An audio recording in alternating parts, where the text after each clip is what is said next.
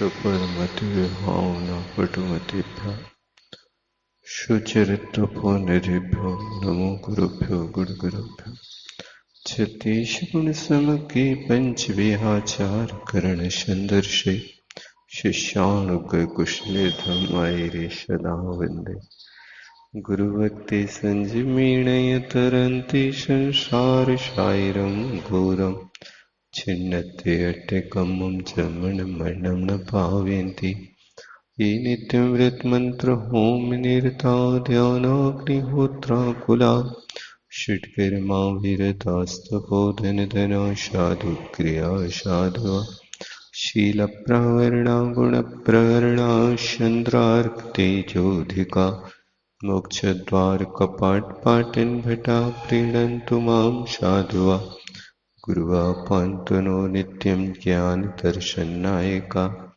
चारित्रार्णो गम्भीरा मोक्षमार्गोपदेशका इच्छामि भन्ते आयरिभक्ते कावशगोकोतशालोचीं शमनान् समदर्शन समुच्चयजुत्तानं पञ्चविहाचारणं मायाराधीश्वरनवदेशानं वत्सायाणं त्रियणगुणपालडरयाणं शविशाहूढं शयनिजकालम् पंचमी पूजेमी वन्दामि डोमिषामि दुःखको कमको भोहिलावशुभैगमनं समाहिमनं चिन्मुनिसम्पत्ति हो मज्जम् नमः श्रीवर्धमानाय निर्धूतकलिलात्मने शालोकानां त्रलोकानां यद्विद्यादर्पणाय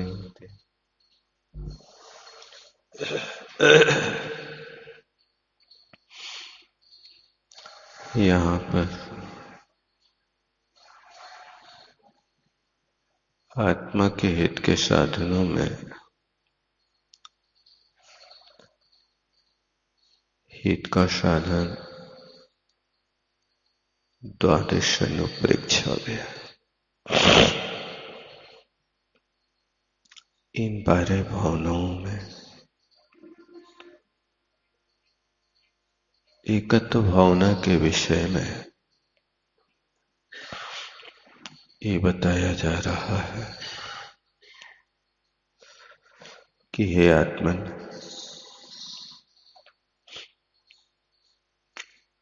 जिस तरह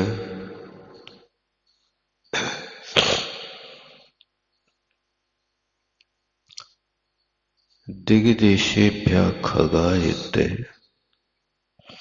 शंबशन्ति नगे नगे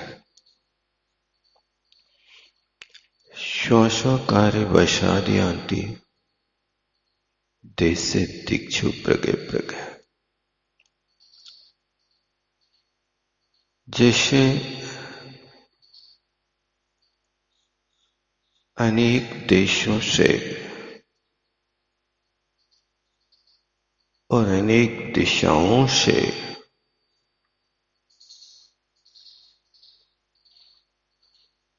सूर्य अस्त होते ही पक्षीगण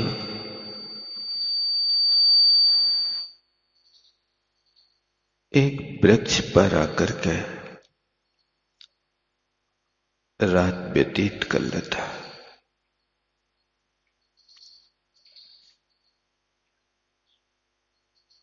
और वहां पर रात व्यतीत करने के बाद जैसे सूर्योदय होता प्रातःकाल, वो पक्षी अपनी दिशाओं में और अपने अपने देशों में उड़ जाता है। कोई किसी का साथ नहीं निभाता। एक वृक्ष की डाल पर बैठकर के रात्रि व्यतीत कर ली। अभी जरूरी नहीं कि वो शाम को इसी डाल के ऊपर पुनः आएगा।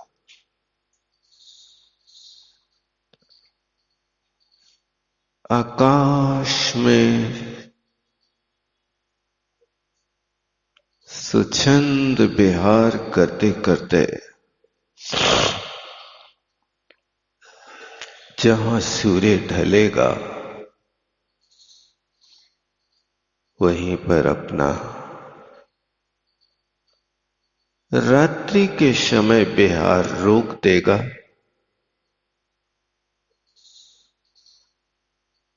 और फिर इसके बाद बड़ी शांति से रात्रि व्यतीत करेगा।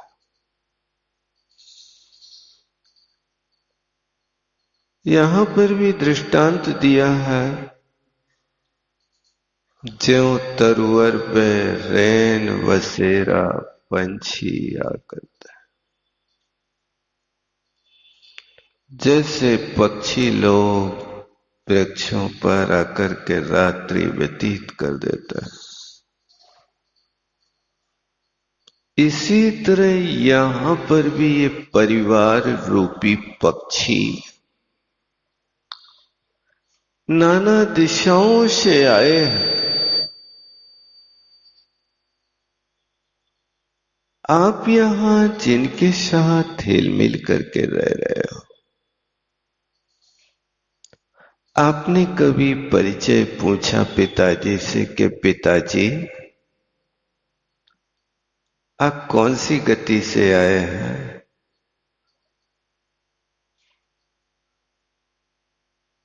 कौन सी योनि से आए हैं? कौन सी कुलकोटि से आए हैं? कौन से गुणस्थान से आए हैं? कौन से स्वर्ग से आए हैं?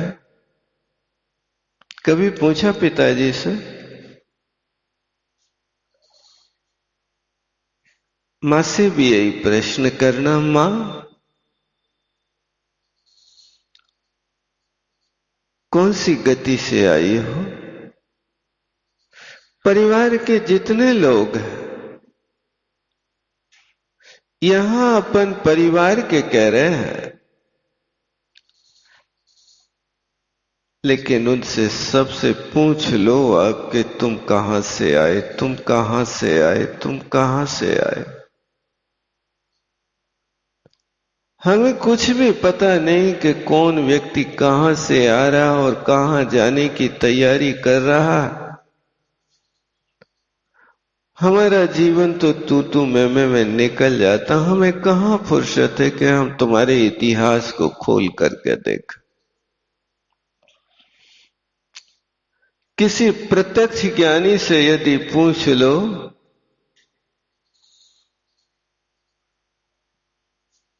कि हमारे पिताजी कौन सी गति से आए हैं, कौन सी गति में जाने वाले हैं, यदि पता लग जाए तो व्यक्ति इतना सतर्क हो जाए कि फिर सारे पापों को तिलांजलि देता। एक राजा ने एक प्रत्यक्ष ज्ञानी से पूछ लिया कि भगवान मेरी गति कौन सी होगी? मैंने बहुत अच्छे से प्रजा का पालन किया है, परोपकार किया है और खूब वैभव भोगा है, तो महाराज ने उसकी फाइल खोल करके देखी और कही तो मत पूछ। हर व्यक्ति को अपने भविष्य जानने की बड़ी उत्सुकता रहती है,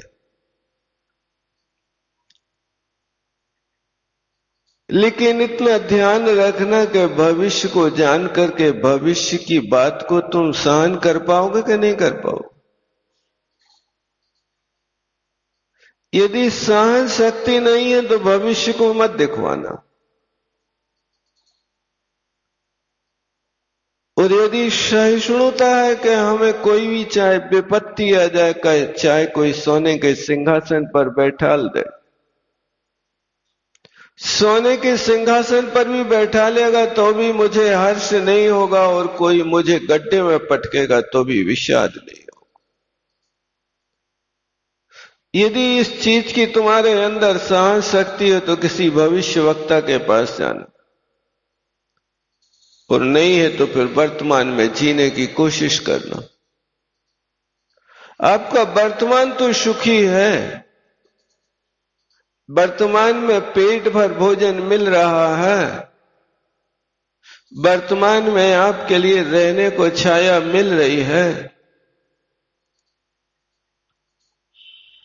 ये क्या कम सुख है? आप क्या समझ रहे हैं इसको?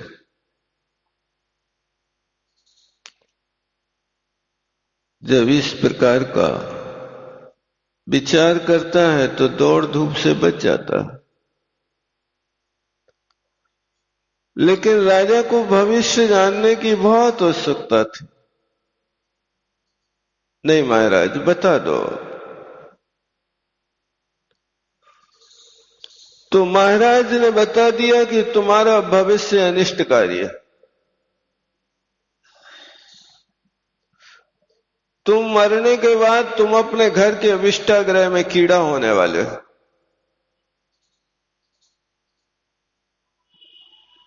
ओहो, मर के कीड़ा बन जाऊंगा? यही तुम्हारा भविष्य। बहुत दुखी हो गया।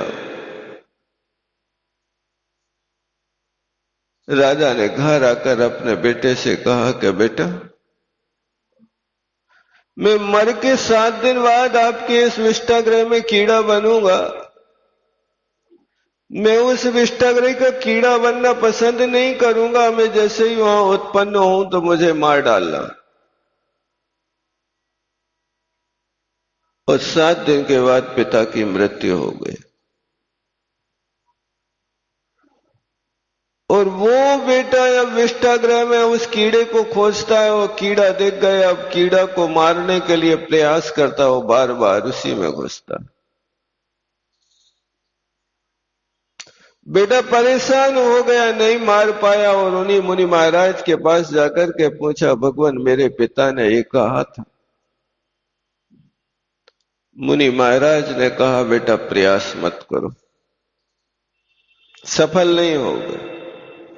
यो यत्र निप्सन्नास्ते सा तत्र कुरुते रतिम। जो जहां रहता है उसी में रति करता है, उसी में राग करता है। वहां से वो भागना नहीं चाहता, मरना नहीं चाहता।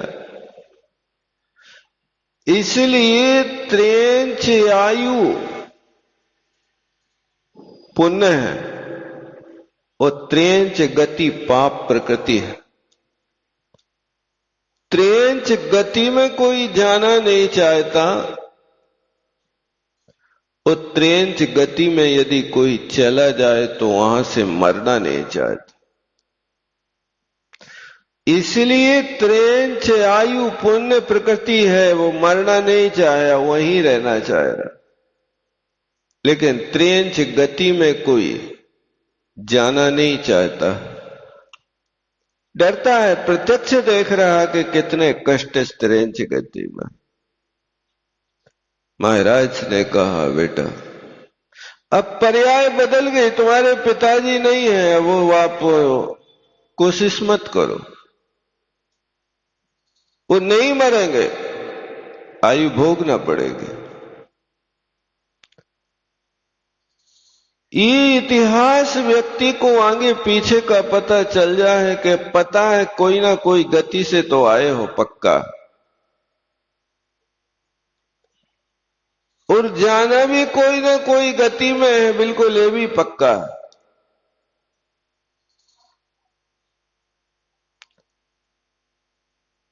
आज कोई जा रहा है, कल कोई और जाएगा, परसों और कोई जाएगा। ये नियम तो प्रकृति का बना हुआ है। तो एकत्व भावना हमें ये सीख देती है कि ये परिवार के बीच में चिड़िया रैन बसेरा है, और फिर उसके बाद सबको अपने अपने स्थानों पर जाना है। कोई ये सोचे कि तुम हमारे साथ चलना। ट्रेन में ले जाते ना, आप साथी ढूंढते हो, कोई मिल जाए तो शिखर जी की वंदना करिए, कोई मिले तब जाएं, अन्यथा नहीं जाएंगे। अकेले में मजा नहीं आता। एकत्व भावना तुम्हारे जीवन में आई नहीं अभी।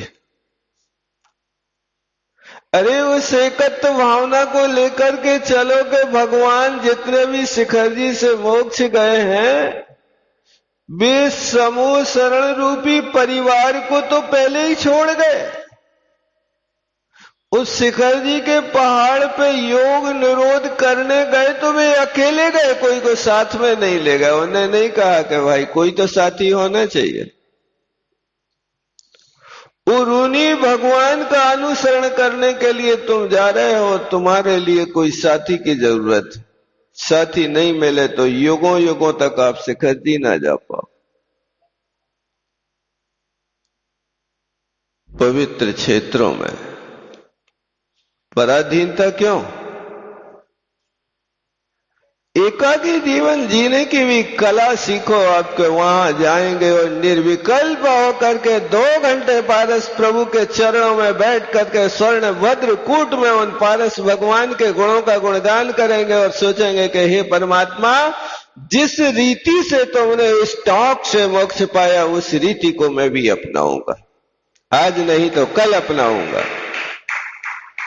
जिस रीति से तुमने शरीर का विसर्जन किया है, कर्मों का विसर्जन किया है, आप हमारे बीच में नहीं हैं, लेकिन आपके द्वारा इस पवित्र क्षेत्र पर साधना की है, वो पवित्र क्षेत्र में ऊर्जा प्रदान करेगा। जितना जी चाहे उतनी देर बैठ करके अपने आत्मा स्वरूप की ओर विचार करो। किसी दूसरे के साथ जाओगे तो तुम्हें कंपटीशन होगा, यार जल्दी चलो भूख लग रही है। वो बैठने नहीं देगा, माला नहीं फेरने देगा, पूजा नहीं करने देगा, तुम्हें चिंतन नहीं करने देगा। लेकिन अकेले जाओ, बहुत शांति के साथ आनंद की अनुभूति करना। मुझे तो जीवन भर के पापों का आज यहां क्षपण करने का अवसर मिला और मैं अपनी बात अकेले में भगवान से कहूंगा, किसी दूसरे से कहा और उसने सुन लिया तो क्या होगा? मैं क्या चाहता हूं, भगवान से क्या कहना चाहता हूं, कोई दूसरा सुन ना पाए। सुन लेगा तो समस्या खड़ी हो जाएगी, तुम्हारी परीक्षा हो जाएगी। एक सेठ था भाई साहब, रोज भगवान की पूजा करता था और बेदी पर चढ़ करके भगवान के कान में कहता था, भगवान मुझे मोक्ष मिल जाए, परमात्मा बड़ी कृपा होगी आपकी, भगवान मुझे मोक्ष मिल जाए। एक कान में कह के आता था भगवान के। बाजू में एक व्यक्ति रोज देखता था कि भगवान के कान में कहता क्या है आखिर, इसकी बात सुनना। और उसने एक दिन जैसे तैसे जुगाड़ लगाया, इसकी बात सुनना। अब वो जैसे ही बेदी के ऊपर चढ़ा और वो वहां बेदी के पीछे गया, जहां पर बेदी के पीछे वातायन बना हुआ था परिक्रमा में, जैसे ही उसने भगवान के मुख में कान में मुख लगाया, ऐसे उसने वातायन में वहां कान लगाया और कहा कि भगवान हमें मोक्ष मिल जाए, मोक्ष मिल जाए, मोक्ष मिल जाए, कृपा करना परमात्मा। इस व्यक्ति ने सुन लिया, ठीक है बेटा, अब मैं मोक्ष दिलाऊंगा तुम्हें, भगवान के कान में तो कह रहे हो तुम, अब मैं देखता हूं कि तुम्हें मोक्ष चाहिए कि मोह चाहिए। अब उस व्यक्ति ने 6 महीने साधना करी, जटा झूठ बढ़ा लिए, वेश बदल दिया और 6 महीने के बाद उस सेठ के घर पर आया और सेठ से कहा कि भगवान ने मुझे आपके पास भेजा। भगवान ने आपकी पुकार सुन ली है। जो आप भगवान से रोज वरदान मांगते थे, भगवान ने कहा कि जाओ उनके वरदान को आज पूरा कर दो। मुख मांगा वरदान दे दो, जो चाहिए वो दे दो। तुम्हें आपके लिए वो देने आया हूं। भगवान ने संदेश दिया, मैं दूत बन के आया हूं। भगवान, अच्छा, भगवान की बड़ी कृपा हुई। जय हो परमात्मा, आपने आखिर सुनी ली मेरी बात। बहुत अच्छा, क्योंकि आप लोग गाते हो ना, भक्तों के बस भगवान होते हैं। भक्तों के बस होते हैं भगवान। सही गा रहे हो। थोड़ा ध्यान लगा, वे दौड़े दौड़े आएंगे। कौन दौड़े दौड़े आएंगे? सांवली या पारसनाथ? पता है वे कहां है? वे दौड़े दौड़े आएंगे। पांव भी है उनके पास के नहीं है? पता तो करो। बस अपन को तो राग में लाना है। कछु भी गात जाओ, पता नहीं ये अर्थ है इसका क्या है। थोड़ा ध्यान लगा, कपड़ा पहने पहने ध्यान लगाएगा और भगवान तेरे घर में आ जाएंगे। बता तेरे ऊपर क्या विपत्ति है। और बड़े राग से लोग गाते हैं। मुझे तो लगता है कितनी भोली दुनिया। थोड़े ही ध्यान लगाएगा, आगे की एक चिंगारी सुमेरु के बराबर ईंधन को जला देती है। तो तुम कपड़े पहने पहने घर में बैठे बैठे, एसी में बैठे बैठे, कूलर में बैठे बैठे कूल रहे हो। थोड़ा ध्यान लगाओ, आंख बंद करो, भगवान तुम्हारे सामने आके तुम्हारा काम कर दे। इतने फ्री हैं भगवान असंख्यात जीवों के लिए। एक परमात्मा है और वे परमात्मा सबके लिए दौड़े दौड़े जाएंगे। तो आज बासोदा यहां है, कल विदिशा जहां है, परसों भोपाल जहां है, फिर आगे और दुनिया भर में दौड़ते ही रहते भगवान में। दौड़ाते ही रहते आप लोग अपने भगवान को। दौड़े दौड़े आएंगे वे तो। सही गा रहे। मतलब आपके ध्यान में इतनी शक्ति है कि भगवान सिद्धालय से आ जाएंगे आपके बीच में। पढ़ने के पहले थोड़ा सोचा भी तो करो कि मैं पढ़ रहा हूं तो ये सही है कि गलत है। पढ़ लेते हो आप लोग, सुना देते हो। वो लोग सुन लेते हैं, कुछ कहते भी नहीं। अच्छा गा रहे, बहुत अच्छा। तुकबंदी मिलना चाहिए, कछु भी गात जाओ। अब हुआ है कि उस व्यक्ति ने जैसे ही प्रस्तुति करी कि मैं भगवान के यहां से दूत बन के आया हूं, अब आप तैयार हो जाए। भगवान ने कहा है इनको मोक्ष ले आओ। आपको मोक्ष चल रहा है। अच्छा, अभी? आज नहीं, कब? 11वें दिन। 11वें दिन, ठीक है। 11वें दिन मोक्ष चलेगा। करना क्या पड़ेगा? तैयारी क्या करना है बताओ। आप लोग भी रोज भगवान से मांगते हो वरदान, कछु न कछु तो मांगते ही होगे। सावली अपारसनाथ, ये चीज हमें दे दो। भी भगवान आके देने लगे तो क्या तुम लोग भी तत्काल तैयार हो जाओगे मोक्ष जाने के लिए? कि सोचोगे थोड़ा ताला बंद कर देना दुकान का भाई साहब, थोड़ा बीवी को समझा दें, लड़कों बच्चों की व्यवस्था कर दें, फिर चलते हैं? थोड़ा तो समय देना चाहिए ना। अच्छा, 11 दिन हमें तैयारी क्या करना है? बस कुछ नहीं करना, सब तैयारी हो जाएगी, ऑटोमेटिक व्यवस्था। तो वो ये व्यवस्था होगी कि तुम्हारे 10 लड़के हैं, 10 कारखाने हैं,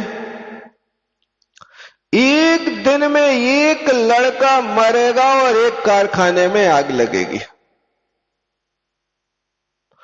10 दिन में 10 लड़के मर जाएंगे और 10 कारखानों में आग लग जाएगी। 11वें दिन तुम बिल्कुल हल्के हो जाओगे, क्योंकि हल्की वस्तु ऊपर जाती है, भारी वस्तु तो नीचे जाती है। ये परिग्रह तो त्याग करना ही पड़ेगा, क्योंकि परिग्रह पाप है और जे तुम्हारे साथ वहां मोक्ष में जा नहीं सकता है। इसलिए भगवान ने संकेत दिया है कि 10 दिन में तुम अच्छी खूब साधना करना, कोई भी लड़के की मृत्यु में आंसू नहीं बहाना और कोई भी फैक्ट्री के जलने में बिल्कुल हृदय में संवेदना प्रकट नहीं करना, और अपना समता भाव बना करके आप 10 दिन परीक्षा दो और 11वें दिन में आऊंगा और तुम्हें विमान लेकर के सोने के विमान में बैठा करके भगवान के यहां ले जाऊंगा। आप लोगों को कैसा लगा भाई साहब? आप लोगों के लिए यदि ये व्यवस्था मिले तो आप लोग तैयार होंगे कि नहीं होंगे? देखो सब लोग कछु नहीं कह रहे, बैठे हैं चुपचाप। सोचना तो पड़ेगा भैया, तो पानी पी पी के कमाओ है, एक एक नट बुलट जोड़ के फैक्ट्री लगाई और एक दिन में वो लड़का जो प्राणों से प्यारा कैसे तो पाला है। आप कुछ भी कहो। सेठ ने कहा भैया ये रास्ता तो बहुत टेढ़ा है, इस पे चलना तो बहुत कठिन है, ये टेढ़ी खीर मेरे गले उतरने वाली नहीं। भगवान से कहना कि कोई दूसरा सरल रास्ता हो तो बता देना, अन्यथा तुम परेशान नहीं होना, अब हमें जरूरत नहीं ऐसे मोक्ष की। अब तुम परेशान नहीं, बस सालों की तुम्हारी मांग थी और भगवान ने भेजा और तुम मोक्ष को ठुकरा रहे हो। इतनी दुर्लभ चीज है। व्यक्ति कह तो लेता है मोक्ष से, लेकिन मोक्ष वरदान की वस्तु नहीं है, आचरण की वस्तु है। मोक्ष संवेग और वैराग्य से मिलने वाली वस्तु है। ये मत सोचना कि मैं भगवान से वरदान मांग लूं कि हे परमात्मा मुझे मोक्ष मिल जाए, और कोई मायाचारी व्यक्ति आकर के तुम्हारे सामने मोक्ष की ऐसी प्रूपणा कर दे कि हमें भगवान ने भेजा है और ले चलते हैं, समझ लेना वो व्यक्ति ठगिया है, कोई भगवान का दूत नहीं होता। वीतराग धर्म की उपासना करने वाले व्यक्ति के लिए इस बात की श्रद्धा अच्छी तरह से होना चाहिए। भगवान हमारे वीतरागी कभी कोई दूत नहीं भेजता। उनके रूप को समझ करके तुम्हें अपने स्वयं कदम बढ़ाना होंगे। स्वयं के लिए हे उपादेय का ज्ञान करना होगा, किसी के कहने से नहीं। आपको अंदर से उस वस्तु के ऊपर गिलानी होना चाहिए कि वस्तु हे है कि उपादेय है। आपके हाथ में कोई वस्तु है लेकिन आप उसके विषय में नहीं समझते कुछ भी, तो उसको छोड़ना बहुत मुश्किल होता है। और जैसे ही वस्तु का ज्ञान होता है तो वो एक क्षण नहीं लगता और छोड़ देता है। इसलिए ये तत्व भावना हमें ये सीख देती है कि ये सारा का सारा परिवार बस उस पक्षियों की भांति है कि जो पक्षी शाम को नाना देश और दिशाओं से उड़ करके आकर के एक डाल पर रात व्यतीत करते हैं और प्रातः काल होता और अपने अपने देश और अपनी अपनी दिशाओं में चले जाते हैं। इसी तरह यहाँ पर भी परिवार में आप 10 लोग रह रहे हैं, 4 बेटे हैं, बेटी है, बेटियां हैं, इसके अलावा माँ बाप हैं और भी रिश्ते संबंध हैं।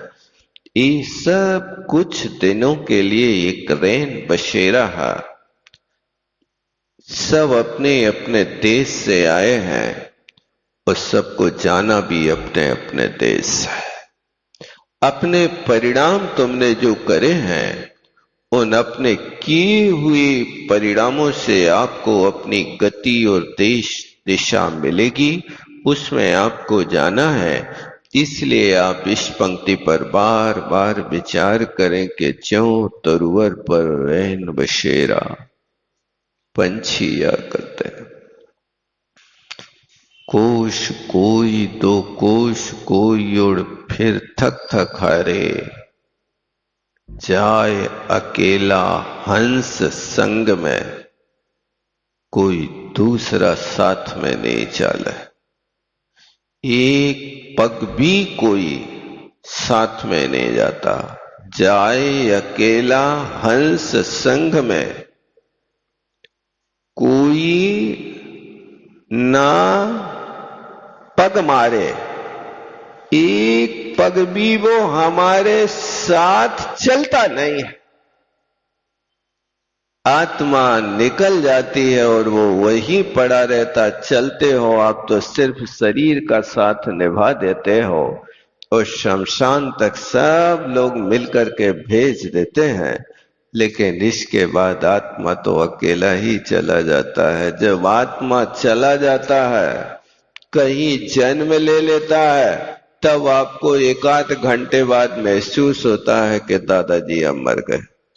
वो भी आप निर्णय नहीं कर पाते हो, डॉक्टर आके कहेगा तब आप निर्णय करोगे। तब तक तो उस जीव के 7 राजू ऊपर गमन हो गया, अपने योनि स्थान बना लिया और अंतर मुहूर्त में उसने अपना नया शरीर भी बना लिया। नए अंतर मुहूर्त में उसने पर्याप्तियां भी पूर्ण कर ली। अब उसकी दुकान फिर चालू हो गई और आपको अभी पता ही नहीं चल पाया कि अभी क्या हुआ। ये एकत्व भावना हमें यही सीख देती है कि हे आत्मन, आप अपने एकाकीपने का अनुभव करो। मैं एकाकी, एकत्व लिए सभी आते, तन धन को साथी समझा था पर वो ही छोड़ चले जाते। बस यही साथ निभाते हैं, तन का और धन का, इसके अलावा और कोई साथ नहीं निभाता। बोलो आचार्य गुरुवर विद्यासागर जी महाराज। जावाणी के ज्ञान से सूझे लो कालो, सोवाणी मस्तक धरूं सदा देते हूँ धो। हे जिन वाणी भारती तो जपो दिन रैन, जो तेरो शरणागत सो पावे। देव भजो अरिहंत को, गुरु सेवो निर्ग्रंथ, दया धर्म पालो सदा।